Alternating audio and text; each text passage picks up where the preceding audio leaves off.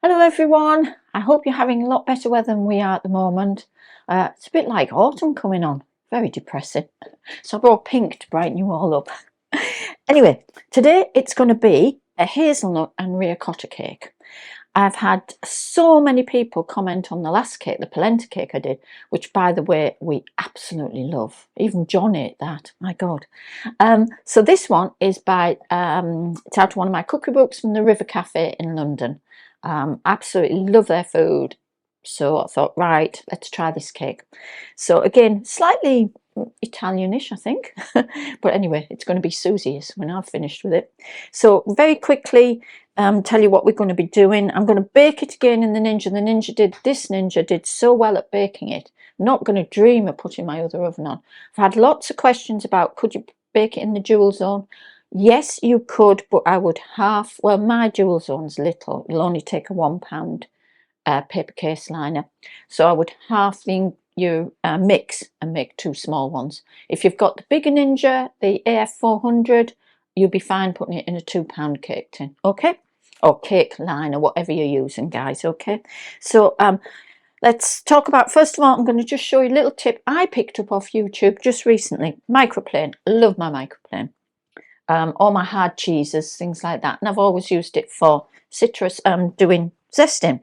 When I zest using it that way, I get zest everywhere and a little bit in the bowl. This guy said actually for zesting and using a microplane, which gives you a lovely fine zest, you use it this way. So you actually rub your lemon down there. Hang on, I've got it in my wrong hand, I'm left-handed. Down this way, and the zest actually, so you rub your lemon up and down there and the zest actually collects on the top. I don't know, I'm hoping you can see this, and there's nothing falling down there, but you collect it all on the top. So you just keep moving your lemon up and down your microplane, getting all that lovely zest off. You don't want the white pith, that's bitter. So as you can see, that's all beautiful. And just scrape that into my bowl, because for this recipe we need the zest of 3 lemons. Now I hate any waste, as I keep rattling on about. So what I'm going to do with my lemons that are left there, the zest has gone off, I'm going to juice them and put them into some little Tupperware, a bit like drinks canisters, I keep in the fridge a couple of weeks. Well, it won't last a couple of weeks. I use a lot of fresh lemon juice, but it does keep well in the fridge. So squeeze, don't just, yeah, great. People have said they slice and freeze them for gin and tonics and things. You can do that. But if you just want to do it, which I might do with one, because it is good to have some frozen lemon slices in. But I think I'll squeeze the juice out the rest and just put the lemon juice in the fridge. Because as I say, I do use lemon juice quite a bit, and I only like fresh lemon juice. That way there's going to be no waste. Very quick run through on the ingredients. Now, in this recipe it says you go and get your hazelnuts and toast them in the oven. Well, I'm not going to put the big oven on. I don't really want to be toasting anything today. So Waitrose and probably Tesco's, they sell ready chopped roasted hazelnuts. Job done. So no need to get the blender out and start chopping them up or anything like that. In there I've got 125 grams of toasted hazelnuts. I've got 125 grams of ricotta cheese, 112 grams of butter, 125 grams of golden castor sugar, but it can be any castor sugar. I've got 4 eggs separated over here, the zest of 3 lemons, and a tiny little bit of plain flour, 65 grams, okay, and that's it. So we start by putting our butter and sugar. This is much more traditional method of cake. So I've got my cake hook on, or tool, shall we say. Right, in goes the sugar and my butter. And you want to get that going so it's nice and creamy mix. Okay, we'll leave that alone for a minute. In between that now, I'm going to whisk up. We've separated the yolks from the whites. These have to reach soft peaks. If you've got an electric hand mixer, you can use that. But we're not making meringue. It's just got to be soft to fold in to our mix a little bit later on. Need to lift it and get lots of air in there.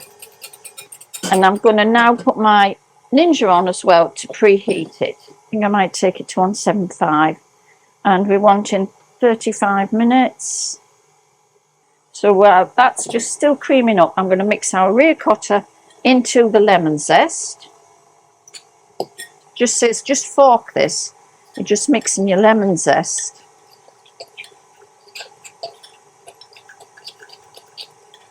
together. Now into that goes all the nuts.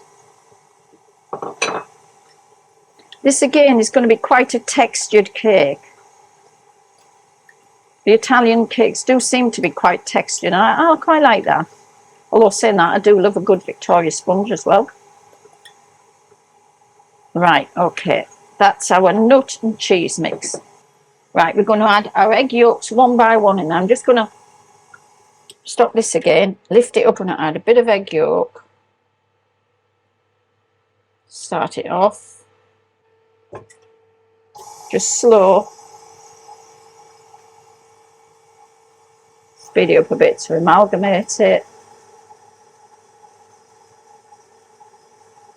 Right, tip another one in. Well, stop it. You don't want to be covered in egg yolk, really.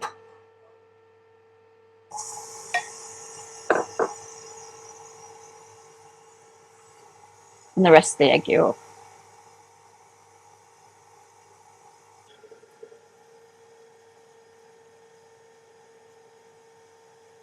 Right, I think that is all I need.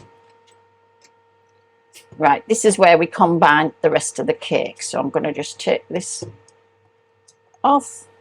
There we go. Get that all in there. So I'm folding this nut mix into the eggs and butter mix. And then the last thing that goes in will be the egg white. Just kind of work it in gently, because you're looking for texture. So we're just gently going to, a little bit at a time. Well, in fact, let's just go, because we need to fold them in all together.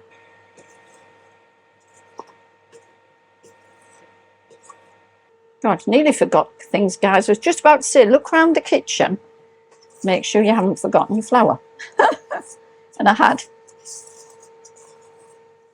It smells lovely. It smells lovely and lemony. And that is ready to go into the tin.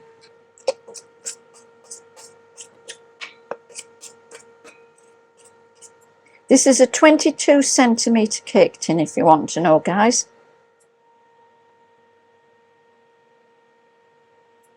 Just got to try this mix. Ooh. Ooh. Had to lick it, I'm afraid. Delicious. Right, I'm just going to get some silver foil out and make a strap so I can lower it in there without burning myself, which I seem to on a weekly basis.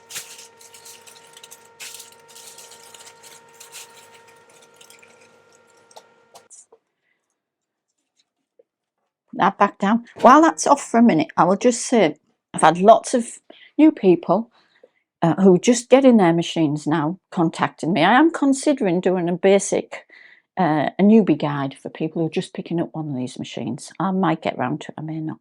But the main thing I will say is, and I've said to them, is if you're new to this and ninjas and things, don't get hung up on timings.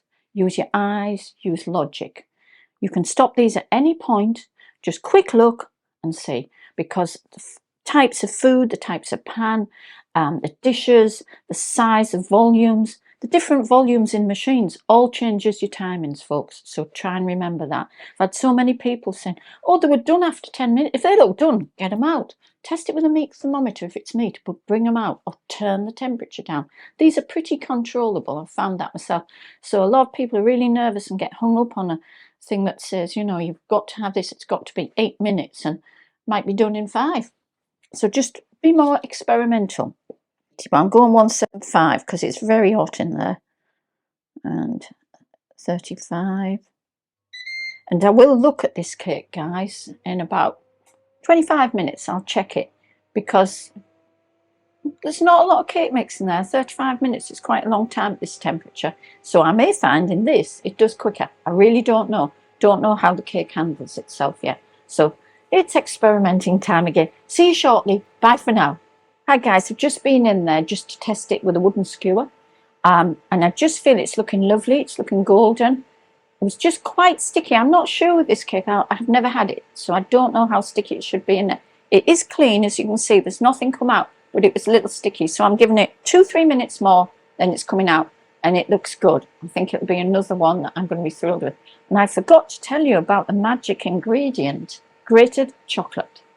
And I will show you when I find out where I've put my chocolate box, which chocolate I've used as we top the cake. Apparently, we just grate it up like this, which was a nightmare to do, by the way, and make sure your chocolate is cold. Mine wasn't.